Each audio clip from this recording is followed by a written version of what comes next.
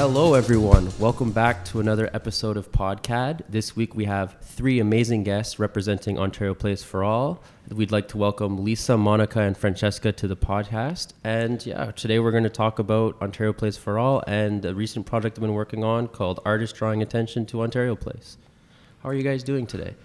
Terrific. All right, thank you. Thank you for having us. Thank you for coming on. I think it's a very important issue, and we'd love to discuss it today and get the information out there. I just want to start off by going around the room and maybe looking back on fond memories of Ontario Place, or memories we do have about Ontario Place. Francesca, would you like to go first? Yeah, absolutely. I'll start. I think I actually don't really have any memories of Ontario Place as many people who grew up in the city had. So I didn't know it when it was open, as it opened in the 70s. But I have lived nearby for almost a decade, and I started going there when it just opened to the public as is, which is kind of amazing. If you've been down there in the last few years, it's the kind of place you can't believe that the city just allowed people to walk around. But it's absolutely beautiful. It's this space that is a mix of places where you can be close to the water, places where you can be among trees, places where you can walk next to this amazing architecture. And it draws all kinds of people who are looking for either solace or looking to meet with friends, looking to be close to wildlife, looking to swim, take photographs, etc. It just is a really special open public space. So that's how I started going there, because I live nearby and I wanted to have some green space. Mm-hmm. And yourself, Monica? I'm also not a native Ontarian, so I first discovered Ontario Place when Artspin did an event there back in 2017, I think it was. And I couldn't believe that this incredible place was so close to where I live in Parkdale. And then, of course, during the pandemic, it became an absolute lifesaver, because with social distancing, it was where I met friends to go for walks. And I have a dog, so there were many, many of us exercising our dogs down there. The range of paths and the different kinds of landscape that you can enjoy there are amazing. You see foxes and all kinds of birds too, so it was great. Yeah. And Lisa? I grew up for the most part in Toronto, and I remember going there when it was open, and it was really exciting as little kids. It was kind of an adventure. And then I went to the Cinesphere to see all kinds of amazing movies. But more recently, once it was closed down, I snuck in with a friend to take photographs, and we paddled over in a canoe, and then we hid the canoe in the bushes. This is with Kathleen. And snuck around avoiding the security guards, and it was fabulous, because it was like a little bit of wilderness in the middle of the city. Right. There were beautiful wildflowers and plants and animals and birds, and plus it was kind of, an adventure again. So we didn't get caught. Oh, good. And even more recently, during the pandemic, also went walking through there just to get some air and meet up with people and be outside without, having to worry about germs and all of that. And I was really shocked to hear what their plans are for this space. It seems, bad on so many levels. Oh, yeah. But I went, one last thing I remember about Ontario Place is that had a high school prom there. It was hilarious. So cool. We snuck around again and got lost. And anyway, it's a really special place. Lots of sneaking around. Yeah. Oh, yeah, absolutely. There may be more. Lakin, yourself, would you like to? So I've lived in Parkdale for 23 years now, very close to Ontario Place. So I have fond memories of going there, not only when it was sort of like a water park and theme park, because it was like right by my house, but I also, when it closed down in 2012, it kind of became like backyard, right? Like Parkdale is not a neighborhood that has a lot of green space that's accessible, and when there is green space, it's very small. So having Ontario Place was like this escape where you could just walk down and you're at the water, and like you guys were saying, like there's wilderness, and I've seen foxes there, I've seen one coyote, I've seen so many different birds and stuff. And so it kind of like, again, like in the pandemic, became this space where it was like a place to go and walk or bike or like just relax. And like, even just like having like it's one of the only spaces in the city where you can have like a permitted like fire with the permits and stuff, and that's such a special thing, especially for people who don't have the means to go out of the city to experience that. So the news of all this happening, like possibility of losing the space, has been extremely crazy and hard to even comprehend, knowing that like I've grown up beside it and watched it go through like 3 phases of life, and there has always been this looming threat to it. So it's sort of kind of like a do or die situation right now. I think the moment that I gained consciousness as a child was at Ontario Place. So I think that was my Right. earliest memory. I don't remember the occasion. I remember I was a little toddler and remember seeing lights and the water glittering with the lights reflecting, and lots of people. And I just remember having a lot of fun. That was one of my earliest memories, and I knew it was at Ontario Place. But also just the bike rides you would take during the pandemic, going through there. It's always an adventure, right? And sort of the same story. I can't remember getting consciousness in Ontario Place. Maybe but, one of these days it'll hit you. Grew up in Toronto. I've been here all my life and relatively close to Ontario Place. So, my dad would take me, and I guess being nostalgic, it was that really fun place, and even now is still a great place to explore and sneak around. Unfortunately, we do have to sneak around. I remember being in there and then hiding in a bush because like a horse came by, a man on a horse. Okay. It was a wild horse. Add to the list of wildlife. Wow. But I'm glad I never met the man on the horse. So, but it is a place we need to cherish, because we have fond memories, but we also have opportunities to have more fond memories. And like you said, I've never lit a campfire there and been around my friends there. I've never gone to swim in the water, although I've been advised not to. But and I never got to, at least to my knowledge, never got to see a show in the, is it the Flog? The Cinesphere? The Cinesphere, Yeah. Mm-hmm. And as soon as the fence went up, it wasn't, all the good times, it was all the things I never got to do. So I guess that's why we're here, because, we see that a place that we really love and cherish is at stake. And I guess you guys can give us some background on what's going on and why it seems to be this way, why we're here, I guess. I'll just talk a bit about how Ontario Place for All got started, because even though, we see that things have really escalated in the last year, the group's been around since 2019, and it formed kind of a necessity because they saw that privatization was probably on the cards for this site. So there's a group called Waterfront for All who are interested in all things making our waterfront a great place for everyone and advocating for the space. And Ontario Place came up. They've been looking at plans since it closed officially in 2012, they've been looking at plans for its future for a long time. And there seemed to be these rumblings that it was going to be sold. Part of it was maybe going to be sold or privatized. So this group formed to try and stop that from happening. And when the current provincial government put out the call for development, everything was on the table. So Trillium Park had just opened, beautiful space, was a parking lot. Now it's this amazing park. That was, okay, you can do something with that if you like.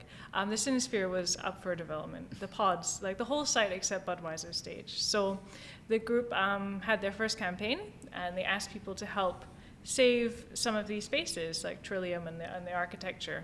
And that was successful. The government said, okay, those places we can look at other ways to revitalize those spaces. And then they came out with their preferred design, and it just was going to obliterate the landscape. Yeah. So Right. over the last few years, as we've learned more about what the design actually entails, it will be a completely different site to what you see now, because it's going to be leased out to a private company to build something the size of BMO Field Stadium. So ever since then, since the first initial hearing about what was going to happen, the group has just been trying to keep people informed about the process, let them know about consultations that are coming up, let them know what kind of documents are coming up, who's involved in this, and where can you put pressure on people. I can genuinely say that Ontario Place for All has been like the only clarity with stuff going on, because the government has refused to even release the plans. So like that's how I found out about all the information was happening, and I literally live beside it. Like it's a staggering thing to think about, that like there's no transparency on anything that's going on. It's just sort of happening, right? Yeah. If I had to distill this project, lack of transparency would be one of the main things I would say is the core part of this redevelopment. And that's wild. I live close to the site too.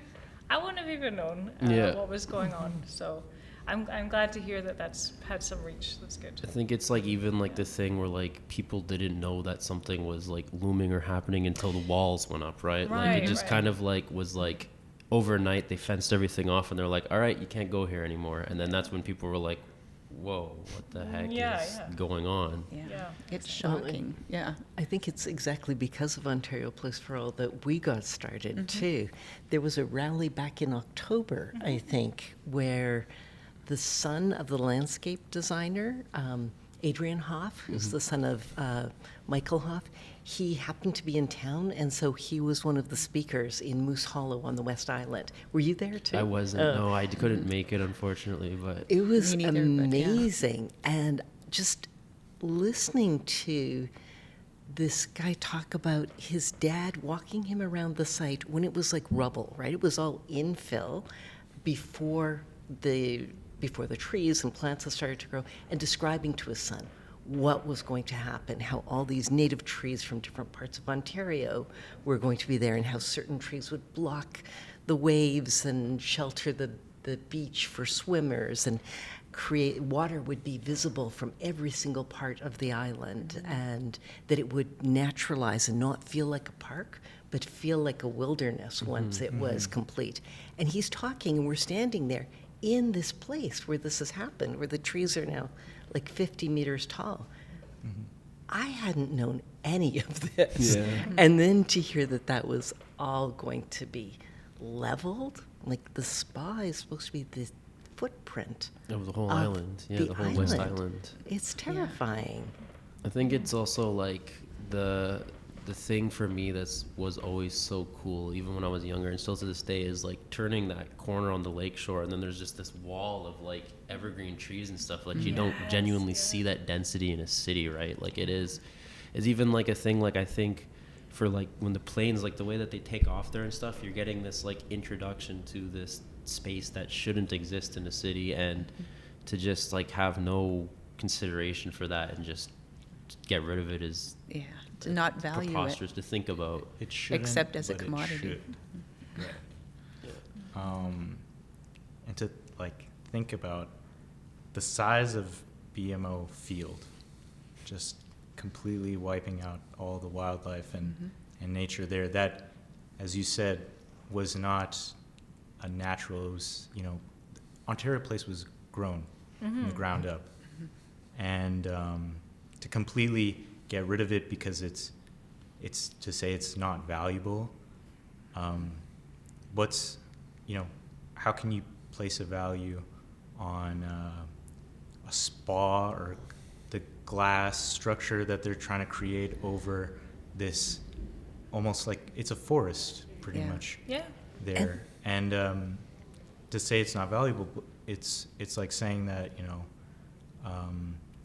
to have a place that's free to go and just relax is not as valuable as having a place to go relax in like a building. Yeah, like I am so glad to hear you guys say this, really, because I was kind of worried that maybe, the next generation couldn't care less about nature and would rather have a spa. And I'm thinking to myself, is it just me that really thinks this is precious? But obviously you guys think it's precious too. And Believe me, like, we're all pissed off. It's it's just because we don't know what to do, right? Yeah. Like, And it's you for the next 7 decades or 8 decades who would be able to take advantage of this beautiful space or not, and I think it was the piece that you sent me that mentioned that public spaces are good for the economy and good for the local people, but also that they are more beneficial in the long run.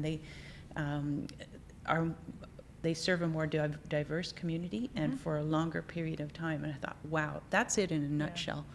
Yeah, it's kind of like you were saying, how can you put a value on that kind of thing?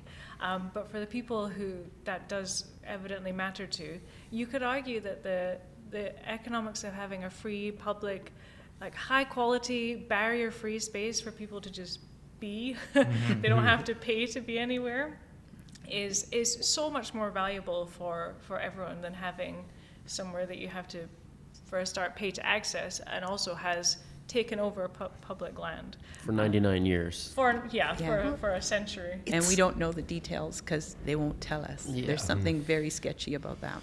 Well, and it's a public park, right? Yeah. The first and foremost, it's a public park. So I don't understand why a private company would be able to build in a public park. For me, that's very I confusing. think it's even more staggering too. Like, it's not even like a Canadian company, right? Like, you have like internationally, like, allowing another company from somewhere else that's not even really contributing like 100% to the economy coming in and just saying, okay, yeah, we're going to build here, but you also have to do all this stuff to prepare it for us. And it's like, why is the general public paying to privatize space? It makes Exactly. no sense. It's so And ironic, to too. destroy what's also a cultural and Right. heritage Yes, site, right? exactly what I was about to yeah, say, yes. it is really our central park. Michael Hoff is the foremost landscape architect in Ontario, if not Canada, and this is like an amazing example of his working.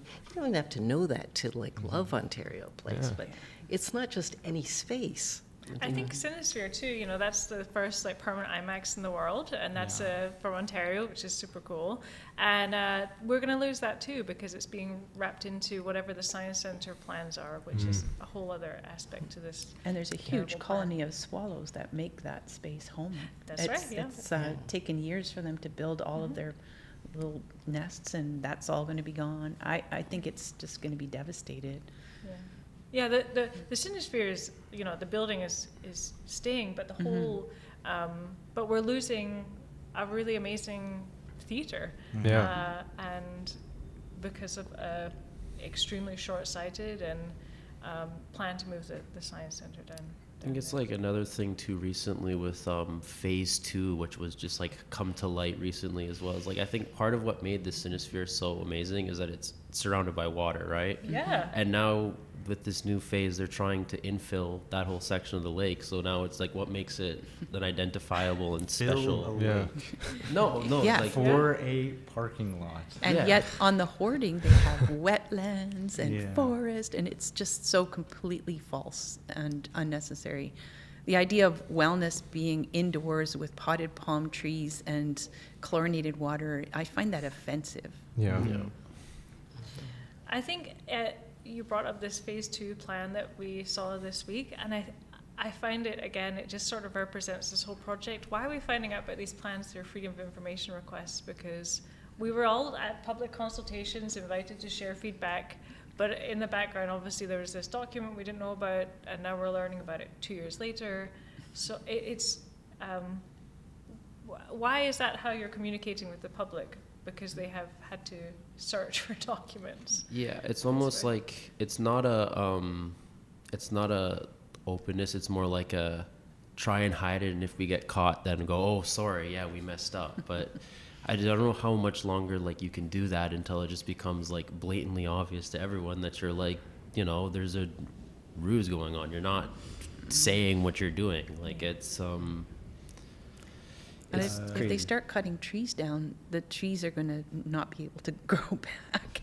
This is the emergency part of it, in my viewpoint anyway, that once they start site preparation, as they call it, the trees could be removed, and then regrowing that forest takes many, many years, longer than we've 50 got. years. Yeah. It takes at least 50 years. Well, and as Won't you be pointed grow- out, old like growth in either. Parkdale in particular has very little parkland. Yeah.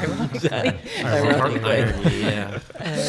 But it also serves as kind of cottage country for a lot of people who don't have Absolutely. cottages, no matter Yeah. where in the city they are. yeah. Yeah.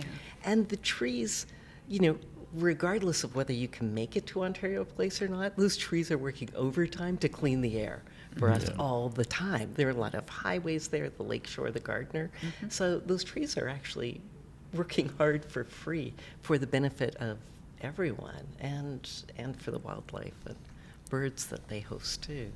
It's just like, I mean, like following on that point too, like I remember when Trillium Park, which was an amazing addition and project and stuff, first opened, there was all this information about how they consulted with like indigenous groups and stuff to make it so it was all native species, and they curated the trees specifically so that it was all like natural and perfect and stuff. And there was this sort of like thought that like, okay, maybe they're going to do the right thing and they're going to extend this. They're going to extend this through the whole area and stuff, and then all of a sudden to say like, well, actually we did this for you guys, so let's go privatize the rest, is just sort of like this slap in the face that's like impossible to remedy. And it's not like a situation where like this starts and then it gets like, you know, blocked by the courts or something and stuff. Once it starts, like the damage is done. It's not like oh yeah, no, we messed up. Like it's done. Like there's no way to like reset and go back. Yeah. Because wasn't it Walter Kim who did Yeah, Trillium, and he stepped away? Yeah, Yeah. the landscape architect at Trillium Park, as you may have read, stepped away not just from the project but from his own firm over their continued involvement with the rest of the site, because he, I think, understood what the real plans were and couldn't bear to see the landscape being cut down. And like you said about Trillium, I think about spaces downtown where I see, I guess, like indigenous ecologies.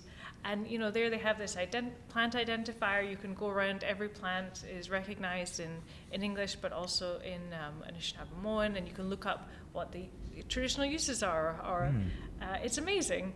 And it's so present in the landscape as it should be. And it's, as you said, it's so sad that there's an amazing plan there for what we could see at the waterfront, but that's just cut off. Yeah. You're going to leave Trillium Park and you're going to be faced with a giant glass building. Yeah. So I guess we know, or we should know better, their plans, the government's plans. But what are some of the plans that Ontario Place for All has in store for us, I guess? Well, I think want to be cognizant that, you know, we obviously have lots of ideas what we'd like to see there, Right. but it's meant to be open for everyone to have to be consulted about. So ideally we would like the current process is to be stopped and to start with public input. Right. But we were receiving a lot of questions, well, what do you want to see at the site? So we did present a concept called A Better Idea, but it's meant to be just a sort of conversation starter about what could be at the site. Here's a vision that we could start with, and it's about Ontario Place down at the waterfront, the Science Centre, up at Don Mills. You know, the Ontario line is about to be built between those two spaces. There's an Ontario Science Centre stop, which is named. What if we leverage both of those public assets and keep public at the core of both of those spaces? So naturalized areas, yeah, I think there's totally space in the future for, you know, some other kind of businesses or entertainment or something around the spaces, but I think the core of it needs to be for the public, Right, and, for sure. and as barrier free as possible for everyone. There has to see a revision, you know, because even though it's fun to explore the log sort of ride, there could be something even better for everyone for free at Yeah. Ontario Place. Yeah. Mark, what would you want at Ontario Place? I don't know. Maybe a Shakespearean play Ooh. going on in the forest. Well, that's a Yeah. great Something idea. something Yeah. whimsical. Yeah. But see, the thing with like having like a space open like that is there's just like endless possibilities for like events that could happen, Yeah. as Yeah. opposed to And if flexibility, it's too. exact Yeah. flexibility, right? And that's a great way to just build up culture in the city. You know, a lot of people complain that there's like not. Or the city's just getting rid of those assets, and why keep doing that when we have the opportunity to make more things happen Yeah. and have that flexibility, right?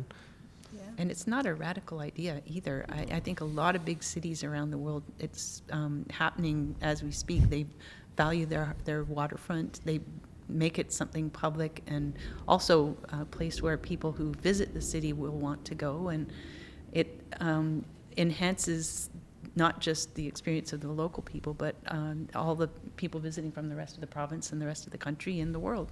So I don't think that what we're looking for is anything weird or unusual. I would like to see, I've just been doing a little bit of traveling, and some of the places I've gone to, the water is, swimmable year round, and there's a little place to change your clothes and maybe have a shower and rinse off, and somewhere warm, a bathroom.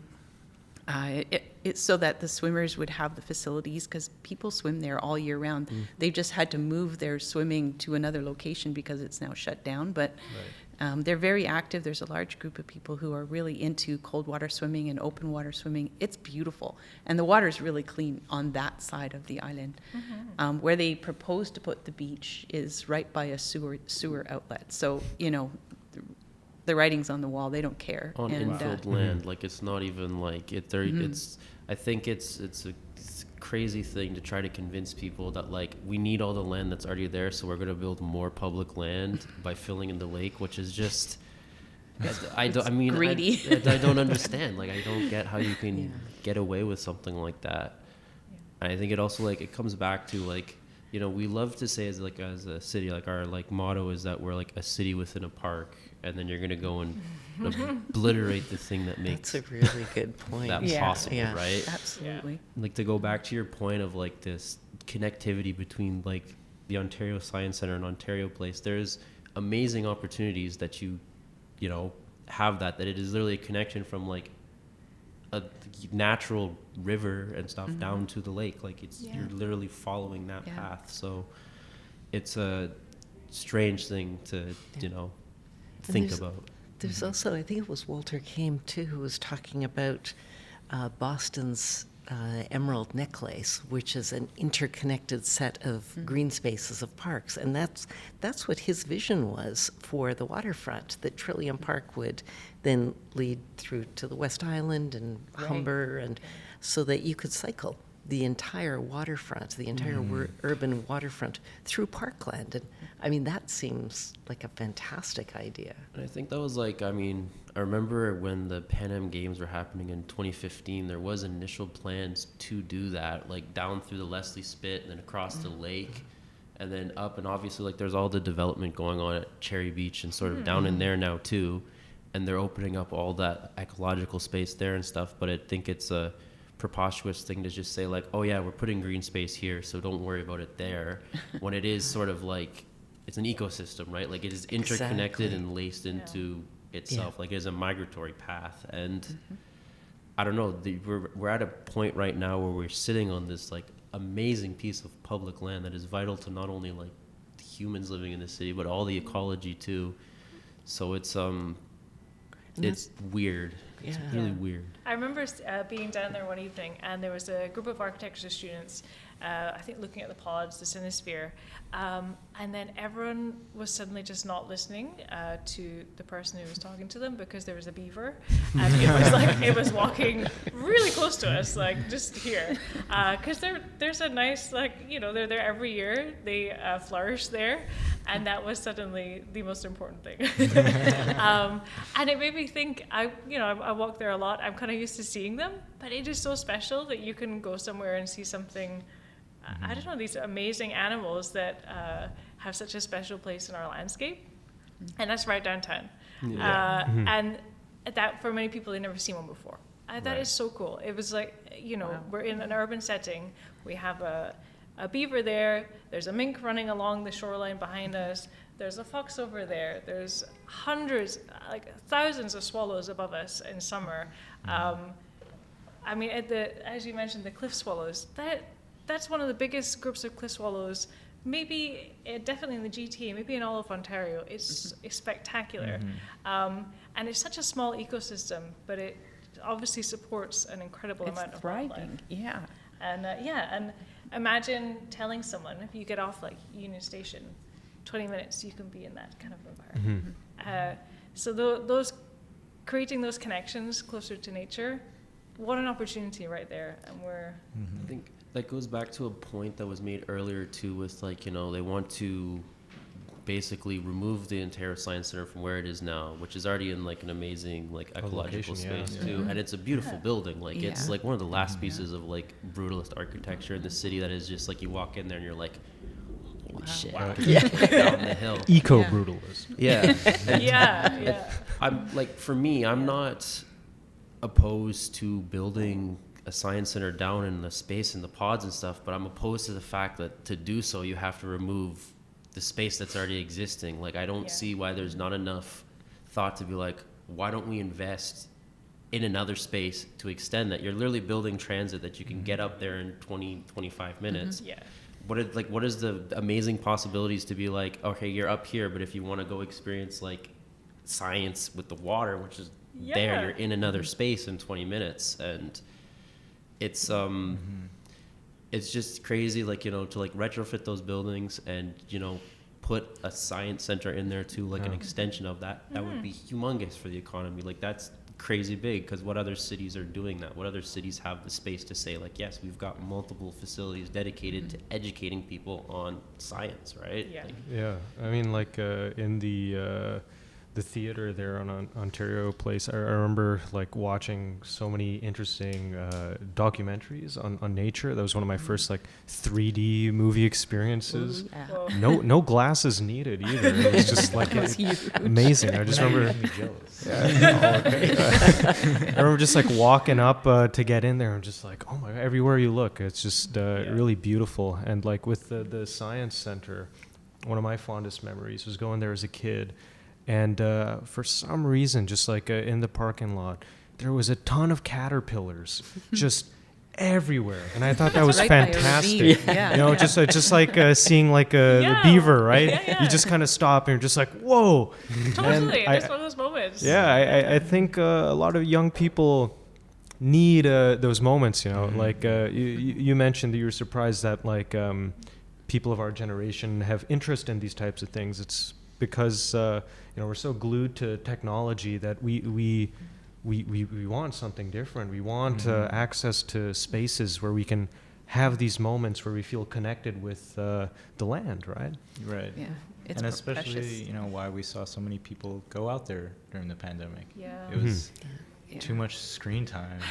Just longing for open space above you and water, and it does something that you don't have to pay money for. It does something really amazing to lift your mood and make you feel kind of at peace. And it's a beautiful place to draw and paint. So that was one of the things that we, Monica brought the outdoor painting group, and we had the paint in, which was awesome. And we also had fire pits, and a few people came to the fire pit, and I don't think, it was a whole brand new experience. Like, you put wood in and you burn it and you roast marshmallows, and it was kind of quaint and a little bit goofy, but the process of just kind of activating and bringing people to the place and just letting them know that all of this could be gone, that was the beginnings for me. And then when the hoardings went up, I think you were there right at the beginning drawing animals and bird species. It was on New Year's Day. That's so amazing. I missed that one. On New Year's Eve, we'd met Margie down at one of the fire pits. Right. And walked around the island like late at night on New Year's Eve. And then the next day she said, okay, let's meet. We have to like draw something on that little bit of black hoarding there. So So we did, and I printed off a few images of some of the animals that from your lists I knew were there. And there was something about just like drawing the animals and birds that suddenly felt right. Like, Yeah. let's do this again in a couple weeks. And I think you decided to call it a chalk rally. Yeah, just a yeah. way, you know, so you have probably seen the construction hoarding all along Lakeshore, and for a while it was the world's longest blackboard. Why would you, what an opportunity. Oh yeah, So- light bulb went on. Yeah, I can't believe no one's drawn on that yet. So, yeah, it was And a not great- being given to vandalism, we just thought, let's get chalk. We're teachers too, teachers and artists, so like chalk. And then it was actually kind of funny when they would like wipe it off. Wipe it off, yeah. Within a day or so. I don't know if you know that little animated film from 1969 or something, Bambi Meets Godzilla. Don't know. You'll have to watch it because that was the spirit of it. We're Bambi drawing our little animals and birds, and little kids are coming to draw with us, and passersby, and then, you know, get crushed. slammed. But we're back again. Exactly. I think that's like what illustrates how preposterous it is, because if you're so frightened about your plan being derailed by chalk on a piece of hoarding that you have to wash it off the next morning, there's clearly something that you don't want people to know about that's happening behind Right. closed doors. Yeah. Like, Yeah. I'd understand if it was getting like tagged up and it was like clear just vandalism, but like the second that you step into people being like, hey, this is what's happening, and you have to remove it like immediately, full stop. Yeah. It's a problem, especially when you put like advertising up that is the same thing that's been drawn, Yeah. right? Like, Well, what our focus was really the animals and the birds, and we made sure to like label every species that we put up to, so that there was kind of an educational component almost, or like, hey, like, Right. I didn't know that pumpkin fish were around Ontario Place. That's crazy. Yeah. And yeah. And also to make it positive and make it creative and energetic and fun and kind of like a community of resistance. So, you know, we were obviously outnumbered and outgunned and outmoneyed and out everything, but we're just going to keep on doing it. And, you know, if they keep on erasing our chalk drawings, we'll make more. And more people are joining in too, which is a really encouraging and optimistic moment. It's not over till it's over. And we're really, you know, we're going to stubbornly keep doing whatever we can, even though it's kind of not the right weather for it today. I think it's great because there's so many things that we are encouraging folks to do online and to people to reach out to. But if you just need that cathartic moment to share your, well, not share your anger, share what you're going to lose, share your, you know, memories, thoughts, whatever. That's a really great opportunity to do that, and meet loads of other people who feel like who understand what a loss that space will be. So I think And the it's notices will always be up on Ontario Place for All, right? So if people well are wondering, documented, like, yes, yeah. well documented. And then any actions that we have planned, we'll let people know about them so they can join in. Yeah. I guess that is like a greatest segue. Like, what is some things that, like, you know, other people our age or even any age can do to get involved or, like, you know, help out with this amazing mission of preserving such a vital space? First, I think you're art students too, right? Yes. And that kind of creativity can go a long way. I mean, I didn't expect to be doing this 6 months ago at all. And I was like, okay, I guess I'm drawing on like hoarding now, and I can draw a bird in 15 minutes that's 6 feet tall now. Which is way Which too is much really fun, actually. Yes. But for me, it became really, you know, wanting to do something in community that felt positive, because just like writing letters is not that much fun for me. Yeah. So if you can think of something that's fun and that is appealing, get a few people together, who knows? It could take off. And these folks at Ontario Place for All are great at getting the word out. Yes, So- we'll amplify any actions going on. This weekend I'm going to Winona Lodge. There's a duo who recorded an album on the West Island when it was open, and they're going to be performing that live. Just another great response to what's going on. That's how they felt they wanted to express it.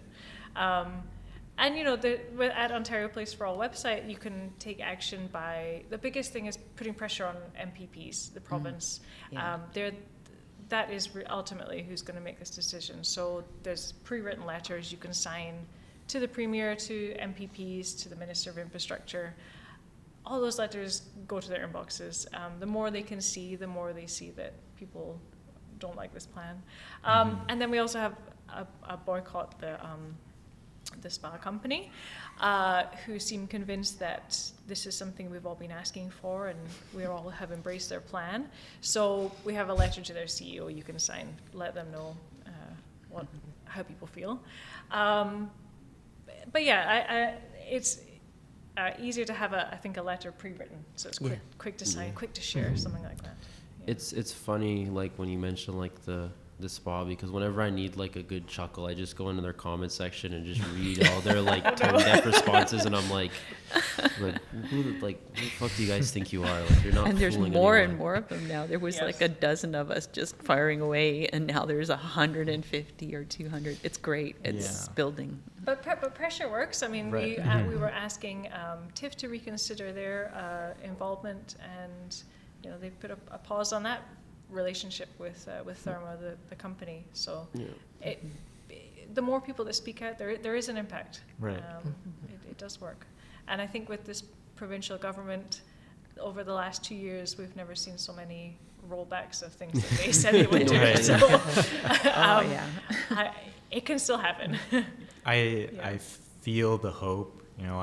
Like when I saw the green belt Yeah, massive. Yeah. plans fall through, I was like, it was like really big, because it's almost that things are leading up to a happy ending, which I'm hoping for. The good ending. Yes, the good ending of Toronto. Well, that came about because the corruption was revealed, and I'm hoping that the corruption that seems to be behind what's happening at our Ontario Place is also going to be revealed. I hope someone has, a really good private detective on their case and finding out, what happened behind the scenes and why they are being so secretive. Because usually if someone is that secretive and overrides all the environmental and heritage laws, something is going on behind the scenes. We need to know what it is. And if it comes to light, then maybe what happened with the Greenbelt can happen with Ontario Place. I think it's like the corruption, it runs deep, and it's especially like evident when you need to change the minister who's in charge of the space from being the one that's in charge of tourism, entertainment, and so forth, which Ontario Place is, it's a park, and change it over to infrastructure. What does that say about the plan? Are you treating it as a space for people and tourists and stuff, or is it a space for industry? Because that gets very muddied and quickly lost when you transfer power like that without any hindsight and transparency, especially when the person you're taking the power away from is going, hey, like, what is going on here, guys? And it's the benefit of the few rather than for all of us. So it's for-profit government, for-profit politics, and it should be for the benefit of the public and the people who are using a space, or in the future as well. Instead of benefiting future generations, this seems like really short-sighted. I do like your positivity. I do think there is hope here. And there's an active Auditor General investigation just into Ontario Place. There's 2 active legal challenges right now. I mean, it's kind of unbelievable that those have come about through community groups who have had to mobilize to find out what's happening and challenge their own government, but that's where we're at. So I have my fingers crossed for an Auditor General report soon. And I think there are reasons to feel more people are learning about this, more people are speaking out. Amazing initiatives like going to down to the hoarding and sharing art and trying to bring in as many people as possible. There's a lot going on, and I do feel some hope too. Even just before we sat down, we were dreaming up new, Yeah. we were scheming. I don't know Yeah. if you heard us, like, oh, maybe we could draw there. Or like, what about a photo campaign? If you have photos of things that you've enjoyed doing with friends at Ontario Place, because I've heard that some people in charge think that it's only weeds, or that nobody goes there. Yeah. And perhaps we can give them photo evidence that it is well used and well beloved. For me, like, I mean, I've sat there and I've, like, when the West Bridge used to be open and stuff, I used to sit there and count how many people would go in like 15 minutes, because I'd go on like photo walks and stuff with my partner. And that's like sort of just, we'd stop there and sit and be like, how is it not evident that people aren't using this space? There's like pretty much only one way to get in. So like, you know that everyone going across this bridge is using the island. And of course no one's going to use the space when you close access to it, right? Like, you can't say like, look guys, no one's using this space, it's empty, when there's nowhere to get into it, right? Like, And that's kind of it. Like, look at the space as it is now. I think we can all see that it needs some form of revitalization. Bring in more people to experience all those kind of like magic moments we've had. But look how it's used just as is. People are drawn to that space and they're so creative in the ways they use it. I remember on West Island once, I was out bird watching, because that's what I'm normally there doing, and there were people doing, I just came across 2 people doing like flamenco dancing. What is going on? And it was just one of those moments where people activate those spaces because they're there. And I think we can appreciate that. Obviously it is used, obviously people go there, it's not empty, but we could build on that even more. The space is there, we just need to. I think even as it exists now too, like they've done like music festivals there and stuff, and they've done like outdoor like food markets and art markets and stuff. And I mean, like, it's not to say that like right now there is parts that could be fixed, but it's in an amazing spot to just like invest that small little bit of money and just, you know, Exactly. instead of like taking a whole huge chunk of taxpayer money and saying like, let's build 100% brand new, invest in what's already there. Like build a space that works for everybody. And Exactly. I think it's like the same thing with like, obviously there is already private industry there. Like you have Budweiser stage and you have all this stuff, and that's inevitable. Like it started out as a sort of, you know, public private space when it was a theme park. So it's not to say that there can't be that there, but I think it's about how do we manage access to the space as well around that. And there is a beauty, like there's always been live music venues at Ontario Place. The original one, I forget the name of it, but it closed down and then they built what is now Budweiser Stage. And that's not to say like, Budweiser Stage is in a space where it needs to be repaired, but that doesn't mean that you need to encroach on further land, right? Like, And there was a marina full of boats too, and a lot of people used it, and they were, I spoke with a couple of them during one of our first events, and they were really upset because it was shut down really quickly and they all had to find another place to moor. And it's just a really great thing to have in a waterfront is people coming to visit the city from the lake. Yeah, and if you just consider like what happened during the years when it was completely shut down to the public and nature took over, and the incredible gift that that kind of naturalization has given to us, it's like you can't buy that. And so why don't we accept that gift and build on it and just make it, you know, a little bit more accessible, a little bit more safe in some areas, whatever, but you don't need to destroy the stuff that the birds and the animals and the trees and all that need. That's a gift that actually that Michael Hoff bequeathed to us with his amazing design. And so I think about like the bald eagle story that happened recently. We have these nesting bald eagles in the city, which is really exciting. That's amazing. That has been so long. But for that feel-good story, on the other hand, we're about to destroy migratory habitat. So it's great to celebrate that the city can, accommodate bald eagles now to nest. So what an opportunity to build, I think, on that. But instead we're seeing... And not build a glass spa that, you know, is really good for migrating birds. Massage the eagles. They're not going to be using it, no. No. I think like the biggest glaring thing for me too, and it goes back to like Parkdale historically and stuff, like the space that it sits like bordering and stuff, is like for, you know, over 100 years now. That space, it has transitioned. It's gone through influxes and stuff, and it's changed its like, you know, fabric and makeup as a community. But it always seems to get the short end of the stick every single time. Like when the Gardner needed to be built, just level it, Yeah. build the Gardner. When they needed to build, like, you know, the stuff in exhibition, like BMO Field and all the other stuff that they built in there, yeah, it gets, you know, it's just, it gets chopped up more and more. And you'd think by now there'd be enough, like, hindsight to be like, hey, this is going to happen again. And, you know, there's just, what do you do about that? Like, it's, Well, this is really valuable, and what you guys can do if you're into it is just, first of all, raise awareness and let people know that it is something totally magical and has been worked on not just at random, but by a lot of people who made it incredibly beautiful, and then make sure that your voices are heard, not even just necessarily in the GTA, but beyond the GTA as well. People have been saying, "Oh, it's Ontario Place; it's not Toronto Place." Well, does the rest of the province of Ontario really want this spa? I don't know. I don't think so. Right. I haven't heard a single positive word from anybody, but I think also that they'll be paying for it. Like the amount of public money going into this is just so obscene, to be propping up this company and this development, for which we don't know the full details. That also gets me. We're giving the land over for 100 years. We don't know the details, but we're all expected to pay $500 million to support it. And that is going to be everyone in Ontario. yeah. So that's a problem. But don't worry, because there'll be underwater parking, so we're good. Oh, yeah. You can accommodate all the cars. Yeah, And you there's- got to pay to enter. Yeah. Like, it's just. And traffic's not bad at all right now. Oh no, it's great. I can get across Toronto in 10 minutes.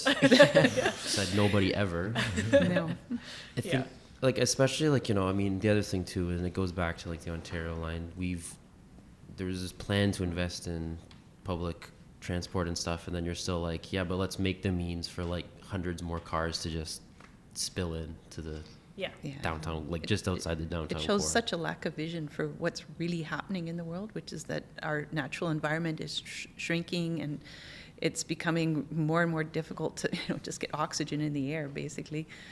We need green spaces in a city, and we also need long-term planning that acknowledges climate change and starts to respond in a more proactive way, like not more cars. So Not more parking E-bikes. lots, No. more transit, more and natural more space. nature. Stop Yeah. being nature phobic. Yeah, I think like what I was gonna say, like the final thing is like it's a shocking thing to think that like green space, which has always been public, has become enemy number one, and it's like used as a target to be like, since it's only trees and plants growing, there's nothing there. When it's like, Yeah.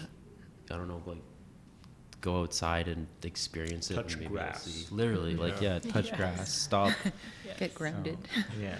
Yeah. So why don't we go through some of the photos that we've sent over? We can Oh, see yeah. them here. I Yeah. think that was from the first paint-in. Yep, that was Yeah. the paint Yeah. in October. Yeah. Beginning. It's up by the old log ride. Yeah. So I that's remember. Moose Hollow. inviting everyone to be in the space and respond to the space. During a really nice Yeah, afternoon. there were about 65 people who came out. Amateurs, professionals, oil, paint, everything. Oh, that was the That was our critical first, meeting. our plotting of the paint-in. This is when we started postering along the hoardings. Yeah. I Before it remember was seeing black. those posters. Yeah. And That beautiful beach. Yeah, yes, Pebble Beach. which would We be built completely a- destroyed. Yeah. a pebble house. Yeah. Nice. Oh. Nice. Nice. Yeah. But then we got evicted. Yeah, we came back a week later and there was a huge Developer. fence. And Oh. And that was one of the Sundays in the park. Oh. So, because we would rent the fire pit and gather around, and the people going out to swim in the freezing cold water. This was every Sunday in November. We were That is gathering, such a and beautiful spot right It ranged there. from, I Yeah. don't know, And like maybe the- 20 to 40 people So who would be cool. out. The light rays. I are know, just like a stunning, right? straight Group of Sunsets. sevens. Yeah. We had a Wow. jam session Looks too. exactly. Yeah, that's Yeah, right. we're trying to get musicians more involved. So if any of you are musicians, Alex, wink nudge. play some Beatles. Yeah. We want people to go there, not. Oh Scare them away. Whoa. Wow. Oh, wow. Oh, Wow. nice. Yeah. But like that spot, just to look out to the lake, I feel like the city has spent decades cutting itself off from the water, but we're on a great lake, and let's kind of celebrate that. And that spot, you can just look out onto the water. Right behind you, there's a whole row of trees. I mean, it's really special. Big sky, big water. I can see why people jump in the water now. Yeah, It's pretty clean. Close I've been pretty swimming late. there The for water's right. many years. yeah, it's it great. is clean. It is clean. Yeah. And literally every night that I'd be there, people would be watching the sunset. Yeah. Like, no matter the weather. it That's my seems. tree that I dedicated Yeah. to my grandfather, Opa. And that's on their list of trees that will be cut down. And every time I look That at would it, be I want to inside the chain spa. myself to it. Yeah. Mhm. Are there any plans of like a major demonstration like that and stuff if it does get to that point for like, immediate action? Yeah, so at the moment, the site is closed, obviously, but you can still see the West Island from Yeah. from the mainland. So we are keeping an eye on the site pretty much every day, trying to stay vigilant, watching out for any construction vehicles or anything. And we've set up a text option. So if we see anything happening and you've signed up, we'll text everyone and say, okay, it's action time. Please, Yeah. everyone get down here and let's try and stop this on the ground. So that is at Ontario Place for All website, and you can sign up and add your phone number. And if we see it happening, we'll let you know. Cool. Yes. A happy lad. Yeah. Yeah. He's come up to a lot of things. He's Is it been, John? yeah, that's John. He's been, a real enthusiastic person. yeah. And, more festivities. That was a particularly cold night. Yeah, it got colder and colder, obviously. More layers of clothes. But the fire pit's really terrific. Right, I was about to say. yeah. Oh, yes, this was with Walter after his tour. After the tour, yeah. Yeah. And we dedicated a tree to him as well. Mhm. That's Save the Trees, I think it's called, or Save the Forest. There's a Save the website where Trees. Yeah, save the trees at op.com. All the trees they're all documented there, beautiful photos, and people have taken images next to the trees with people they care about or dedicate to. Yeah. Another happy lad. Yeah. No, it's the same. Same guy. yeah. It's positivity. Yes. Yes. Positive I think action. that was from that first rally. Yeah. Yeah. Yeah. And wow. And a lot this of people- is the Walter came This is the top. Tour, yeah. tour. That was really inspiring. That was Mhm. like a radicalization moment for me, actually. Yeah, he was great. And he mentioned the necklace of parks that would just go around the whole Yeah, the waterfront. emerald Yeah. necklace. This was the first few things that we drew on the hoarding. We only had white chalk at the time. Right. There is a hole right in the middle of the eyeball where it says, "We can see you." Oh, I drilled it, and then I got chased away by bike cops. So what's the location of the wall if OCAD students, maybe or students listening, creative folk want to There's check not it much out? left. So the Yeah. wall extends all along Martin Goodman Trail from Trillium Park to the other side of where West Island is at Ontario Place. It's almost a kilometre long along the lakeshore. But yeah, right along Lakeshore Boulevard, that biking path. It's now been covered up with vinyl installed by the province with beautiful images of forests and totally unrelated to what is being built there. But that's where it is, along Lakeshore. So there's very little, like I think there's like 12 feet of Yeah. black space left for chalk. Which I'm is- sure they'll cover that up pretty quickly. Exactly. It's a good thing that black paint's not too expensive. I mean, Oh, do I hear plans? no. No, okay. That's Bill Burns, who organized a sign painting event, and then the signs were all brought down to Lakeshore Boulevard, and we had another rally. Yeah. Yeah, the sheer amount of public money going into this project. Imagine what we could spend that on. Yeah. Right. So we have a binder full of reference materials that came from Francesca and Margie, right? Margie, yeah. Yeah. So even if people didn't really know what the animals look like specifically, they could look through the binder and get a reference image and then draw it enormously large. And she'd separated out into like species at risk and species that nest here, so that Yeah. we would then make the, put little word bubbles, speech bubbles by the various birds. Yeah. They're really beautiful drawings too. Like every time I've gone past it, I'm just like stunned when the new ones come because it's like, wow. Oh, Like, That's the Simpsons the moment. Simpsons. Yeah.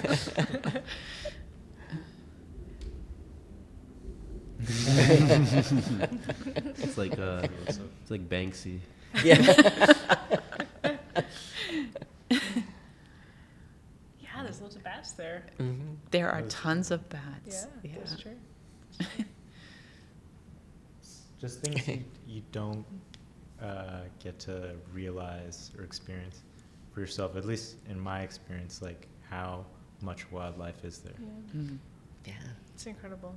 I remember when I first saw a mink running along the shoreline, I was just blown away. It's such a cool looking animal. I saw a whole family of mink there. There was like 3 babies and the mother, and they were just like running, and then she like found like half of a fish, and then they were all sitting there eating it. I was like, it's so cool. It was Amazing. like the best thing ever. Yeah. I love that heron. Me too. It's so great. Yeah, one week we focused on poetry too. We had some poetry and Yeah. so There you go. and Right. yeah, some people who were running by or walking by or biking by who stopped and told us that they were really upset by what was happening and that they were excited about joining in. And there was one woman who had just moved to Toronto and was like really shocked that we would be getting rid of part of our waterfront. It was an interesting dialogue. I think that was kind of the grassroots part of it, is whoever came along would just be included. And yeah. Exactly. And there's something just really nice about being like with friends, and then the friendship circle expanded every time that we did it too. And regardless of what happened, that was totally worth it. So, and I encourage you guys to get your friends to do stuff, or like through Yeah. this podcast, encourage OCAD students to like figure something out and do it, because it's fun. It's actually really fun. Yes. I think And it it's makes very- you feel less helpless too. Yeah, you know, that's it's a like huge gently part of it. radical. Yeah. super vital too. I think it's like, our generation like always likes to talk about like, oh, I wish there was like more I could do. Like, we're not in like a protest generation and stuff. It's like, why can't we be? Like, why can't we be the generation that steps up Yeah. and says like, this is not cool. You don't need permission. Just go out there and Yeah. make some And noise. make protests look different. It doesn't have to be people walking with signs. Like, there are other ways to draw attention to things. And For sure. This it's been very heartwarming to hear all of this, and Likewise. the way we like to wrap up our show here is first, I should say actually, please everyone that's listening, check out Ontario Place for All on Instagram. Is there a website set up? Yeah, Yes. so there's a website, and then very active on Instagram, X, and Facebook. Right. And we have a little something for the fine people at Ontario Place for All. Please. Oh, wow. I thought this drawing was very beautiful. Yeah. Yeah, it's Yeah. nice. Yeah. It's nice. Is it better than that? So, on behalf of all of us here at PODCAD, we hope to keep the process going on. Oh, yeah. That's amazing. Excellent. That's great because I'm running low. We got more supplies. Oh, fantastic. And we hope Nice to join you guys, and I hope everyone listening Awesome. to find a way to do your part and join us. Yeah. So Get involved, speak out. Like was said, contact your MPPs, sign the letters, push back, and we're gonna fight this. And Yes. Yes. be on the right side of history. Yes, thank you. I'm Yeah. feeling Thank more you. hopeful even after that. Cause- last Yeah, story. Totally. Because like I'm telling you guys, now is your moment, Crunch and time. a decade from now, you're gonna look back and be like, shit, I can't afford a spa, but I could have used a public park. Yeah. So please, I encourage you. Everybody in Toronto and Ontario must see a beaver. yes. Yes, That's the initiative. that's it. And not at a zoo. Not in a zoo. Yeah, but Alright. thank you so much for coming on. Yeah. It's Thank been a you so pleasure. much. And Thank you. thank you for watching. Take care, everyone. See you all next time. See you next week. And that's it. That's it. Yeah. Thank you so much. Amazing, guys. Thank Yeah. you. You guys are great. Yeah. Yeah.